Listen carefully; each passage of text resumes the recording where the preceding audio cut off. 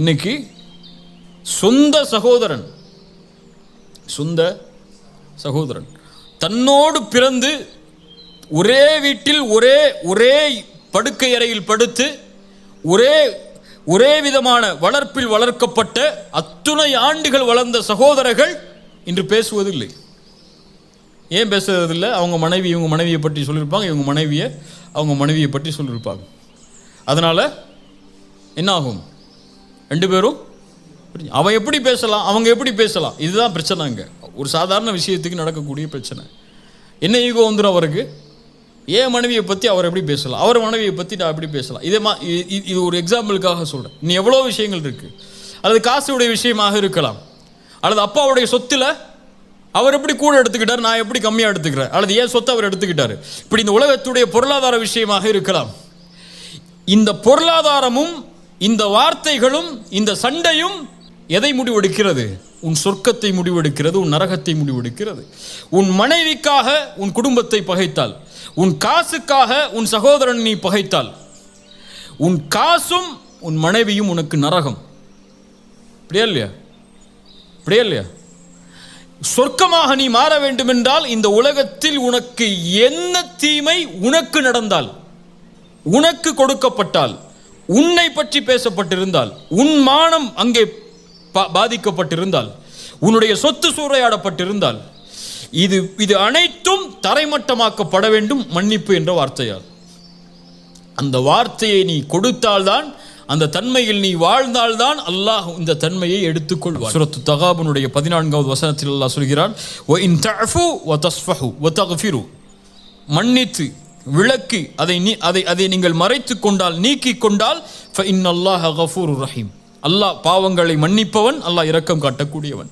இப்போ இந்த வசனங்களில் அல்லாஹ் எதை நிலைநாட்ட விரும்புகிறான்? இஹ்சானை நிலைநாட்ட விரும்புகிறான். இஹ்சான் என்றால் என்ன? நீங்கள் அல்லாஹ் உங்களிடத்தில் நடந்து கொள்ள வேண்டும் என்றால் நீங்கள் படைப்புகளிடத்தில் அப்படி நடந்து கொள்ளுங்கள். குறிப்பாக இந்த விஷயத்தில் நீங்கள் அல்லாஹ்வுடைய மன்னிப்புக்கு உரித்தானவர்களாக ஆக வேண்டும் என்றால் சக மனிதர்கள் செய்த பாவத்தை நீங்கள் மன்னித்தே ஆக வேண்டும். இல்லை பழி தீர்க்கிறதுக்கு மார்க்கம் அனுமதி கொடுத்திருக்கு, நான் பழி தீர்ப்பேன் நீங்கள் நினைச்சீங்கன்னா, இதே பழி தீர்க்கிறதுக்கு அல்லாஹ்விடத்திலே உரிமை இருக்கு. இதே பழி தீர்க்கிறதுக்கு அல்லாஹ்விடத்திலே உரிமை இருக்கு. இப்போ அந்த உரிமையை நீங்கள் எடுத்துக்கொண்டால் அதே உரிமையை நாளை மறுமையில் அல்லாஹ் எடுப்பான். நல்லா புரிஞ்சுக்கோங்க.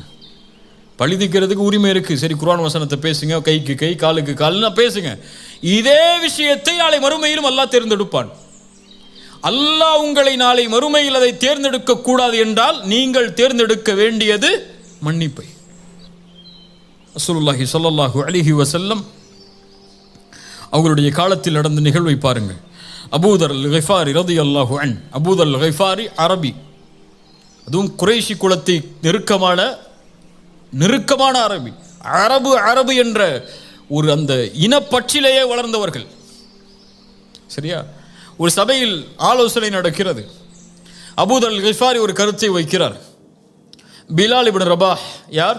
அடிமையான ஒரு கருப்பு நிறத்து ஒரு அடிமையவர்.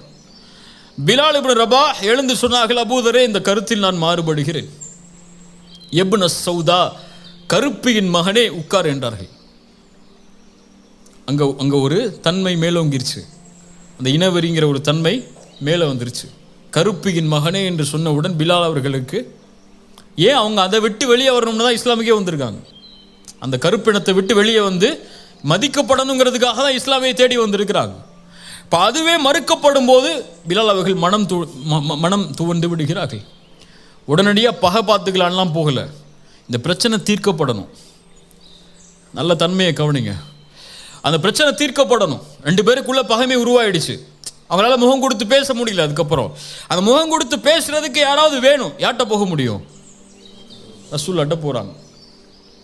ரசூலுல்லாஹ்ட்ட போன உடனே நிகழ்வு சொல்கிறாங்க. அபூதர் அல்-கிஃபாரியை கூட்டுவாங்க. ரசூலுல்லாஹ் கூட்டு வந்து சட்டையை பிடிச்சாங்க. அபூதர், பிலால் அவர்களுடைய தாயை பற்றி நீ பேசினாயா? நீ ஜாஹிலியத் அறியாமை கால மக்கள் எதில் இருக்கிறார்களோ அதில் தான் இன்னும் இருக்கிறாய் என்றார்கள். ரசூலுல்லாஹ் சொன்ன உடனே அவங்களுக்கு பட்டுடுச்சு, தப்பு பண்ணிட்டோம். சரியா? தப்பு பண்ணிட்டோம், பெரிய தப்பு பண்ணிட்டோம். நம்மளை மேன்மையாக நினச்சிட்டோம், ஒருத்தரை கீழே நினச்சிட்டோம். உடனடியாக மதீனாவில் அன்சாரிகள் எல்லோரும் நிற்கக்கூடிய சூழ்நிலை, மதீனாவுடைய இடம், எல்லாரும் பார்க்குறாங்க. எல்லாரும் பார்க்கட்டும் என்று பிலால் அவர்களுக்கு முன்னால் படுத்து சொன்னார்கள், பிலாலே என் மீது ஏறு, நீ என் மீது ஏறி இந்த மக்களுக்கு நிரூபித்து விடு, நீதான் என்னை விட மேன்மையானவன் என்று. அது நடக்கும் வரை இந்த இடத்திலிருந்து நான் எழுந்திருக்க மாட்டேன் என்று படுத்துக் கொள்கிறார்கள்.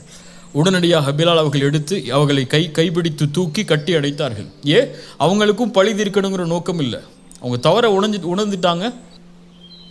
2 பேரும் சகோதரர்களாக மறுபடியும் வாழணுங்கிறதுக்காகத்தான் ரசூலுல்லாஹ்ட்டே அவங்க போனாங்க. இல்லை மறைச்சி அந்த பகையை வேற வகையில் வெளிப்படுத்தி இருக்கலாம். ரசூலுல்லாஹி ஸல்லல்லாஹு அலைஹி வஸல்லமுடைய வாழ்க்கையில் அவர்களுக்கு பகையாக இருந்த, அவர்களுக்கு எதிரிகளாக வாழ்ந்த மக்காவாசிகளிடத்தில் அவர்கள் நடந்து கொண்ட முறை, தன்னுடைய சாட்சா ஹம்சாவுடைய ஈரக்குலையை கடித்து துப்பிய பெண், ஹம்சாவுடைய இழப்பு ரசூலுடைய வாழ்வில் ரலியல்லாஹு அன்ஹு மிகப்பெரிய இழப்பு. அவங்களுக்கு ரசூலுல்லாஹி ஸல்லல்லாஹு அலைஹி வஸல்லம் ஜனாசா தொழுகை நடத்தின மாதிரி அழுதுகிட்டே வேறு யாருக்கும் ஜனாசா தொழுகை நடத்தல. அவ்வளவு தக்பீர்களை சொல்லி தொழுகை நடத்தி கொண்டே இருந்தார்கள். அந்த பிரிவு ரசூலுல்லாஹ்வால ஏற்றுக்க முடியல. அதுவும் கொடூரமான கொலை செய்யப்பட்டு தன் சாட்சா இறந்தது அவங்களால அங்கீகரிக்கவே முடியல. மக்காவுடைய வெற்றி, 10,000 நபித்தோழர்கள், ஒரு பெரிய படை கையில் இருக்கு, மிகப்பெரிய சக்தியுடைய படை. மக்காவாசிகள் கொஞ்சம் பேர் உள்ள நுழைஞ்சா மக்காவை காலி பண்ணிடலாம், அவ்வளோ பெரிய சக்தி இருக்கு. உள்ள போறாங்க மக்காவுக்குள்ள. எல்லாரும் சொல்றாங்க, இன்னைக்கு ரசூலுல்லாஹ் எப்படி நடந்து கொள்ள போறாங்கன்னு பாருங்கன்னு அழைச்சாங்க எல்லா மக்காவாசிகளையும். யா மஅஷர குரைஷ் மா ததுன்னூன அன்னி ஃபாயிலும் பிக்கும், எப்படி நான் நடந்து கொள்வேன் என்று நினைக்கிறீர்கள்? மக்காவாசிகள் சொன்னார்கள், ஹைரன் அஹுன் கரீம் வபுனு அஹின் கரீம், கண்ணியமிக்க சகோதரனின் மகன், கண்ணியமிக்க சகோதரனின் மகன் நீங்கள். சொன்னார்கள், என் சகோதரன் யூசுப் எந்த வார்த்தையை சொன்னாரோ அதே வார்த்தையை சொல்கிறேன், லா தஸ்ரீப அலைக்குமுல் யௌம் யக்ஃபிருல்லாஹு லக்கும், உங்கள் மீது நான் பழி தீர்க்க மாட்டேன், உங்கள் எல்லோரையும் மன்னித்து விடுகிறேன் என்று ரசூலுல்லாஹி ஸல்லல்லாஹு அலைஹி வஸல்லம் சொன்னார்கள். இத்ஹபு அன்துமுத் துலகா ஃபஅன்துமுத் துலகா, நீங்கள் எல்லோரும் விடுதலை செய்யப்படுகிறீர்கள். இப்போ ரசூலை விடவா நாம் மேன்மையானவர்கள்? இப்போ ரசூலுக்கு ஒருவர் செய்த பாவத்தை விடவா என் சகோதரன், என் குழந்தை? இன்னைக்கு எவ்வளோ பிரச்சனைகள் இருக்குது சமூகத்தில், அப்படியா இல்லையா? பள்ளிவாசல் தலைவருக்கு இடையில் சண்டை நடக்கும், யார் தலைவருங்கிற போஸ்ட்டுக்கு. அல்லது அங்கே மஷூரா நடந்துட்டு இருக்கிறோம், ஒரு ஏதாவது சொல்லிடுவார், ஒரு ஏதாவது சொல்லிடுவார், அவ்வளோதான். அந்த பள்ளிவாசல் விஷயமே எங்கே போய் நிற்கும்? கோர்ட்டில் நிற்கும், அப்படியா இல்லையா? அல்லது தான் கல்யாணம் பண்ண சொன்ன பிள்ளைய தான் பையன் கல்யாணம் பண்ணலங்கிறதுக்காக எத்தனையோ வருஷம் பேசாமல் இருக்கக்கூடிய பெற்றோர்கள் இருக்காங்க. புரியுதா? இன்னும் இந்த சமூகத்தில் இருக்கக்கூடிய இந்த மாதிரி விஷயங்கள்லாம் எடுத்திங்கன்னா சாதாரண விஷயத்துக்காக இருக்கும், ஒன்றுமே இல்லாத விஷயத்துக்காக இருக்கும். உங்கள் அம்மா என்னை பார்த்து இப்படி சொல்லிட்டாங்க, அதனால் மௌத்து வரைக்கும் உங்கள் அம்மாட்ட பேச மாட்டேன், ஒய்ஃபுடைய சபதம். அதே சபதம் மாமியார்கிட்ட, ஒய்ஃபு என்னை பார்த்து இப்படி பேசிட்டா அதனால் நான் மௌத்து வரைக்கும் இப்படி பேச மாட்டேன். எப்படி எடுத்துக்கிட்டேன்னு வச்சிங்கன்னா, இந்த சமூகத்தில் ஒவ்வொரு குடும்பத்திலையும் ஒவ்வொரு வீட்லையும் நுழைஞ்சு பார்த்தீங்கன்னா இந்த மாதிரி சண்டை 1000 லட்சம் இருக்கும். எல்லா வீட்லேயும் இருக்கும், எங்கள் வீட்டில் இருக்கும், உங்கள் வீட்டில் இருக்கும். இப்போ இதெல்லாம் இருக்குது. சரி, இப்போ என்ன முடிவு? இப்போ அல்லாஹுவை ஏற்றுக்கொண்ட முஸ்லிம்கள் நாங்கள் என்றால், அல்லாஹ்வுடைய நம்பிக்கையில் வாழக்கூடிய முஸ்லிம்கள் நாங்கள் என்றால், எங்களுடைய பாவங்களை, நாங்கள் தொழுகையை விட்டதை, நாங்கள் தவறான காட்சிகளை பார்த்ததை, நாங்கள் தவறான செயல்பாடுகள் செய்ததை, இப்படி நாங்கள் அல்லாஹ்வுக்கு செய்த பாவங்களை அல்லாஹ் எங்களுக்கு மன்னிக்கணும்னா நாங்கள் இவங்களை மன்னிச்சு தான் ஆகணும். சரி மன்னிச்சிட்டேன் போ, இனிமேல் என் கண்ணில் முழிக்காதுன்னு சொல்கிறது இல்லை. அந்த மன்னிப்பு அல்லாஹ் அங்கே சொல்லவே இல்லை. அந்த உறவு கெட்டுவிட்டால், மன்னிப்பை வழங்கினால் அந்த உறவு சீர்படுத்தப்படும். அடுத்து அந்த உறவு எப்படி முன்னால் இருந்ததோ அதை விட மேன்மையாக்கப்படும். இல்லை அவர் செஞ்ச பாவம் பெரிய கோடிங்க, என் கோடியை கை வச்சிட்டாருங்க அவர், அல்லது என் சொத்தில் கை வச்சிட்டாருங்க அவர் செஞ்ச பாவத்தை மன்னிக்கவே முடியாதுங்க அப்படிங்கிற விஷயம்லாம் உலகத்தில் எதுவுமே கிடையாது. ஏன்னா இந்த உலகத்தில் எதுவுமே உனக்குள்ளது இல்லை கை வைக்கிறதுக்கோ, அல்லது அவர் உன்னுடைய விஷயத்தை பங்கப்படுத்துறதுக்கோ. நீ அந்த ஸ்டாண்ட் எடுக்கிறியா, எடுத்துக்கோ, பிரச்சனையே இல்லை, எடுத்துக்கோ, உனக்கு உன்னுடைய இது எக்ஸப்ஷனுங்க, இதெல்லாம் மன்னிக்க முடியாதுங்க, மன்னிச்சிட்டா அவர் வேற வழியில் போயிடுவோம். இப்படிலாம் நீங்கள் என்னென்ன எக்ஸப்ஷனோ சொல்லிக்கோங்க. இதே எக்ஸப்ஷனை நாளைக்கு மறுமையில் பார்ப்பீங்க. இந்த செயல் இருந்தால் இதே செயலோடு அல்லாஹ் நாளை மறுமையில் உங்களிடத்தில் நடந்து கொள்வான். இதைத்தான் இஸ்லாம் இஹ்சானாக எமக்கு கற்றுக் கொடுக்கிறது.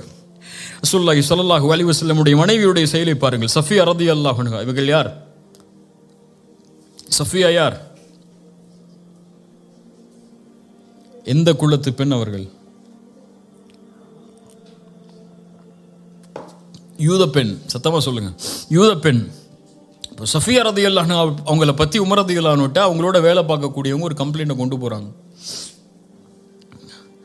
சஃபியா ரலியல்லாஹு அன்ஹா ரசூலுல்லாஹ்வுடைய மரணத்துக்கு பிறகு அவங்களுடைய யூத குடும்பத்தோடு நெருக்கத்தோடு நடந்து கொள்கிறார்கள். இதை பற்றி விசாரிங்கிறாங்க. இது நம்மள்கிட்ட சொல்லப்பட்டால் நம்மளால் யாராவது நம்மளை பற்றி, நம்ம கூட இருக்கவங்களை பற்றி யாராவது நம்மள்ட்ட சொல்லிட்டா, அப்படியா சரி நான் பார்த்துக்கிறேன் அப்படின்னு சொல்லி மனசில் வச்சுப்போம். உமர் ரலியல்லாஹு அன்ஹு உடனே கூப்பிட்டாங்க அவங்கள. யாராக இருந்தாலும் வாங்கன்ட்டாங்க. ஒரு கம்ப்ளைண்ட் வந்திருக்கு, முன்னாடி வாங்க. சஃபியா, இவர்கள் சொல்வது உண்மையா? சஃபியா ரலியல்லாஹு அன்ஹா சொன்னார்கள், யா உமர், அவர்கள் நான் இஸ்லாமை ஏற்றுக்கொண்டாலும் அவர்கள் யார்தான்? என் குடும்பத்தார்கள். அவர்களை பகைத்து வாழ்வதற்கு எனக்கு இஸ்லாம் அனுமதி அளிக்கலை. அவர்களை நெருக்கமாகத்தான் நான் வாழ முடியும். அவங்களோடு பேசி பழகிதான் என்னால் இருக்க முடியும். அவர்கள் வேறு மதத்தை சார்ந்தவர்கள் என்பதால் இஸ்லாம் எனக்கு அந்த உறவை துண்டிக்க சொல்லவில்லை. நான் இருப்பதில் எந்த தவறும் இல்லை. அல்லாஹ்வுடைய மார்க்கம் எந்த அளவோடு நடந்து கொள்ள சொல்கிறதோ அந்த அளவோடு தான் நடந்து கொள்கிறேன். உமர் ரலியல்லாஹு அன்ஹு அனுப்பிடுறாங்க. நம்மளாக தான் என்ன செஞ்சுருப்போம்? நம்மளோட இருக்கக்கூடியவர் நம்மளை பற்றி ஒருத்தட்ட போய் பேசிட்டார், இடத்த காலி பண்ணுறியா இல்லைன்னு சொல்லியிருப்போமா இல்லையா? அதுவும் அவங்களுக்கு வேலை பார்க்கக்கூடிய அடிமை பெண், என்னன்னாலும் நடந்துக்கலாம், அப்படியா இல்லையா? ஒரே வார்த்தையில் வந்து சொன்னாங்க, இத்ஹபி ஃபஅன்தி ஹுர்ரா லிவஜ்ஹில்லாஹ், அல்லாஹ்வுடைய முகத்துக்காக உன்னை நான் விடுதலை செய்கிறேன், சென்று விடுனாங்க. அந்த அடிமைத்தனத்திலிருந்து அவர்களை விடுவித்தார்கள். வல ஆஃபீன அனின் நாஸ், அதான் அங்கே செய்ய வேண்டிய ஒரு அடிமையை விடுதலை செய்தார்கள். ஏன்? அல்லாஹ்வுக்காக. நான் அவங்களை மன்னிக்கணும். அந்த மன்னிப்புக்கு என்ன கொடுக்க முடியும்? அதுதான் நமக்கு செஞ்ச பாவத்துக்கு நம்ம கொடுக்கக்கூடிய மிகப்பெரிய தண்டனை.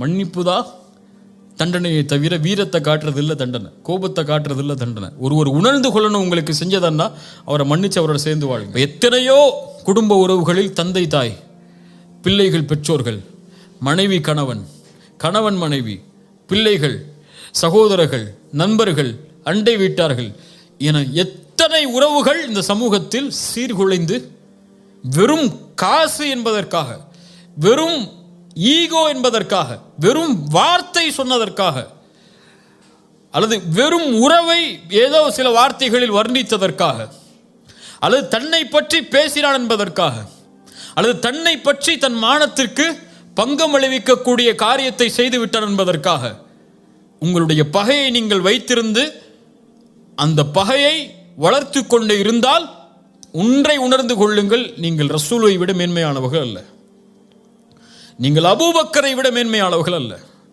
நீங்கள் ஆயிஷாவை விட ரலியல்லாஹு அன்ஹா அவர்களை விட மேன்மையாளர்கள் அல்ல. அவர்களே தங்களுடைய மானத்தில், தங்களுடைய விஷயத்தில் பங்கம் இழைக்கப்பட்டாலும் மன்னித்திருக்கிறார்கள் என்றால் அவர்களும் அல்லாஹ்வுடைய மன்னிப்பை தேடினார்கள். நானும் மன்னிப்பை தேடுகிறேன் என்றால் மன்னியுங்கள். மன்னிக்க மாட்டேன்னு பெருமை காட்டிட்டு உட்கார்ந்துருந்தீங்கன்னா, நான் பேச மாட்டேன், நான் அவன்கிட்ட சேர மாட்டேன், நான் அவனுக்கு ஃபோன் பண்ண மாட்டேன், அவன் பேசட்டும், அவன் பேசுகிறான் நான் பேசுகிறேன், அவன் எனக்கு நடந்து கூட நான் நடந்துக்கிறேன், அவன் என்கிட்ட சேர்த்து வரட்டும் நான் சேர்ந்து வாழ்ந்துக்கிறேன், இப்படின்னு பெருமை பேசிக்கிட்டே இருந்தீங்கன்னா இதே செயல்பாட்டை நாளை மறுமையில் அல்லாஹ்விடத்தில் எதிர்பார்ப்பீர்கள். அல்லாஹ் ரப்புல் ஆலமீன் இந்த தன்மையை செயல்படுத்துவதற்கு அல்லாஹ் எனக்கும் உங்களுக்கும் ஆற்றல் தருவானாக. இன்ஷா அல்லாஹ் உறுதியேற்கிறேன். நீங்களும் உறுதியேற்றி இந்த சபையிலிருந்து கலைந்து செல்ல